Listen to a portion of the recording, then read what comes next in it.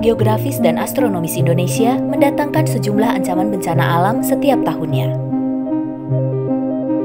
BNPB mencatat total bencana 5 tahun terakhir sebanyak 20.129 kejadian atau rata-rata 4.000 kejadian setiap tahun. Pemerintah memastikan kesiapan dana dalam setiap fase penanganan bencana alam melalui APBN kita. Kalau kita lihat tahapannya di dalam penanganan bencana ini dibagi 3. Jadi yang pertama ini kita nyebutnya adalah prabencana. Ini termasuk kegiatan-kegiatan bagaimana memitigasi supaya ketika ada bencana kita lebih siap gitu ya. Nah tentunya mekanisme APBN kita bagaimana menyikapi fase prabencana. Nah ini APBN sudah mengalokasikan anggaran khususnya bagi kementerian-kementerian atau lembaga yang memang tusinya terkait penanganan bencana. Jadi katakan ada alokasi di BNPB gitu ya, di Kementerian PUPR itu ada sedikit untuk dana penanganan bencana.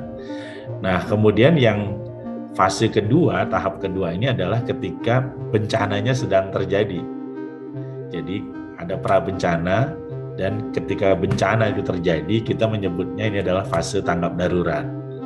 Nah ini di APBN juga sudah mengantisipasi bagaimana mekanismenya. Itu pemerintah mengalokasikan ada yang namanya dana siap pakai untuk bencana, atau lebih familiarnya disebut dana on call, karena dia akan digunakan apabila memang bencananya terjadi.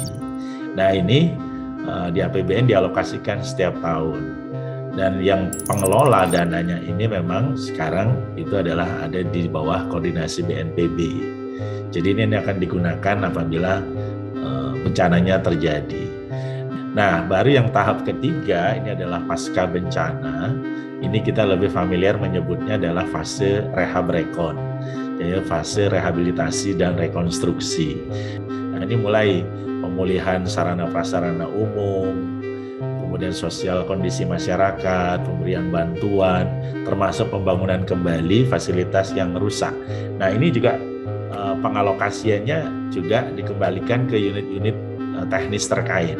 Nah jadi mekanisme ini tentunya kita sudah punya sesuai regulasi yang ada.